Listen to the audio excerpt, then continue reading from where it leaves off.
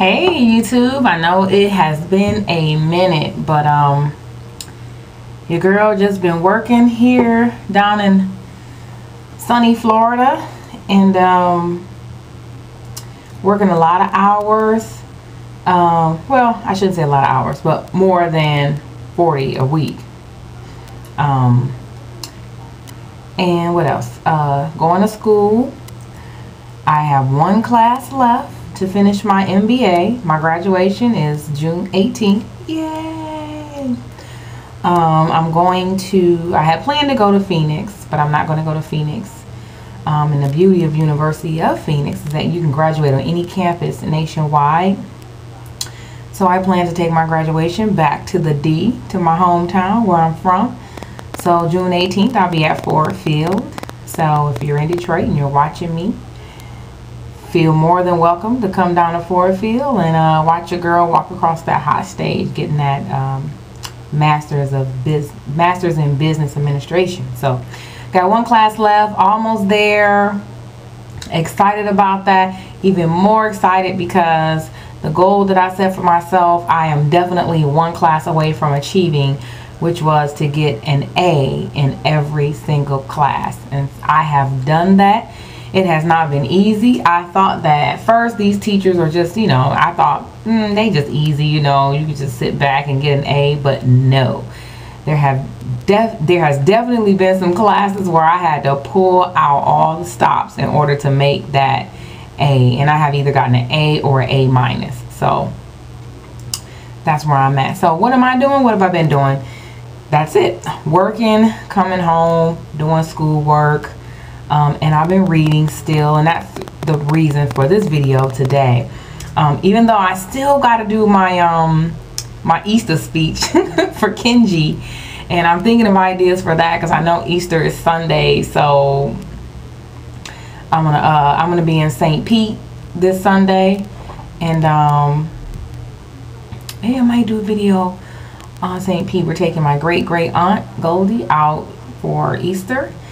She's 95, so her, my mom, and my nana, that will be 3 generations of black women in my family, beautiful black women in my family, and maybe I might capture that, that might be a good thing. So I got my Easter speech on Sunday too. I do plan to deliver Kenji.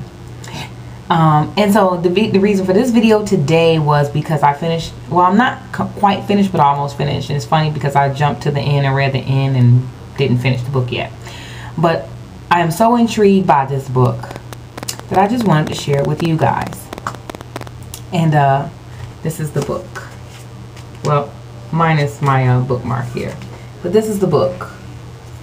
And some of you may recognize the book and some of you may not. The book is actually Decoded. It's the name of it, and it's by Jay-Z. Now, let me say this first and foremost. I am from the era of hip-hop and from the era of rap. I was born in the late 70s, so I grew up through the 80s and through the 90s when rap kind of just took off and became its own, came into its own, I should say, into its own art form. However, I've never been like a super fanatic of rap. I am a fan of hip-hop, and people say, well, hip-hop and rap is the same thing. Well, in my opinion, and this is my opinion is that hip-hop is the overall, is the umbrella, and rap can fall underneath that umbrella, as well as singing or R&B or whatever have you. All of that can fall, fashion, clothes, poetry,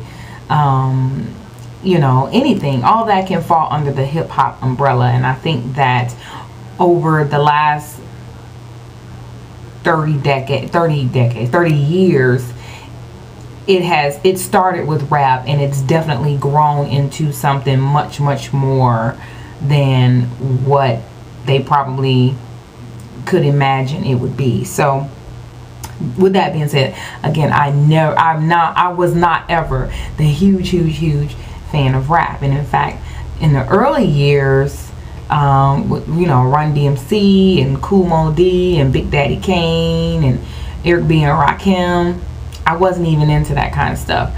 I don't even think that I got into rap per se until maybe around the Ghetto Boys, Scarface, Ice Cube. I can say that I probably didn't get exposed to rap per se until we got cable, because then we had the jukebox. And I don't know if everybody remember the jukebox, but you know, where you call the 900 number, you enter your 3-digit code to choose the video, and then your video comes on, and on the bottom of the screen you can see your number come up. You punch your number, and then your video comes on, like, you know, in queue with the other ones who already called before you.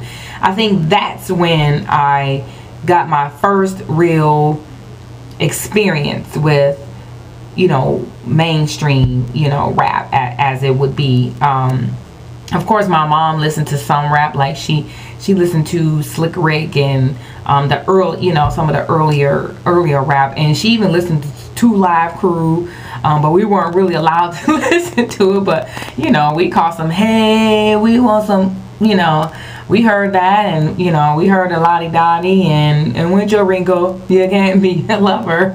We was like, what they say, Mom? What they talking about, your wrinkle? What? Right.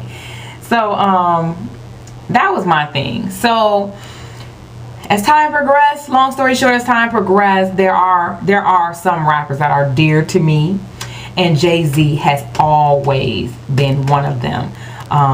Others include in my rap, you know, cachet or whatever you want to call it. Jay-Z was always one. Again, Scarface was always one that I listened to.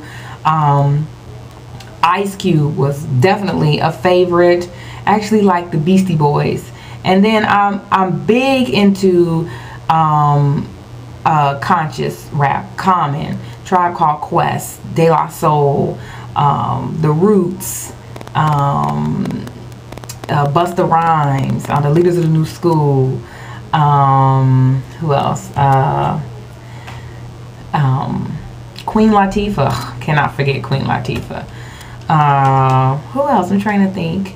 Those are pretty much, you know, some of my favorites. And actually today, some of the ones that I listed are like the most current. Probably is limited to Lil Wayne, but Lil Wayne, and that's just barely. He's barely making it. But I do like some Cash Money, you know, cuts, and you know, and that's pretty much it for me. But Jay-Z has always been a favorite. And in reading this book, I wanted the book. I didn't know what to expect from the book.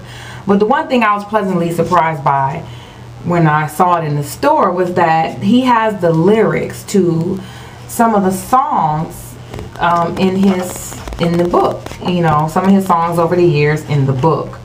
And I was really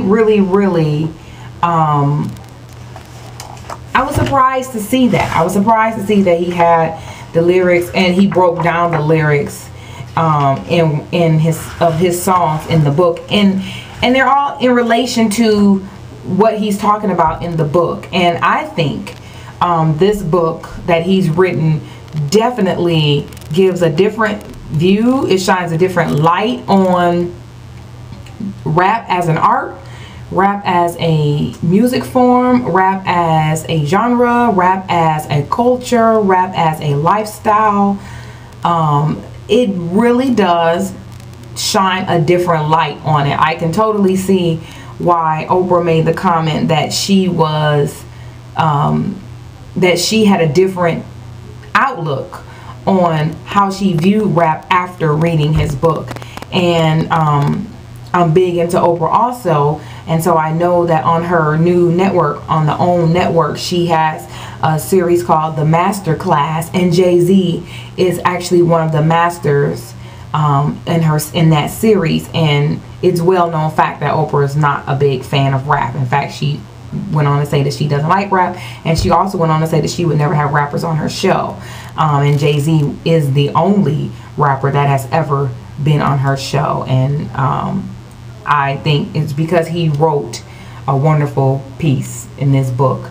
And you know, you watch all these other videos and talk about how Jay-Z is part of the Illuminati and he's a devil worshiper, and you know, I don't buy into all that stuff, because you know what, religion is not for everybody, and being a Christian is not for everybody. If it's for you, then it's for you, but it's not for everybody, and you cannot assume that everybody has to be something. You don't have to be Christian, you don't have to be Muslim, you don't have to be Buddhist.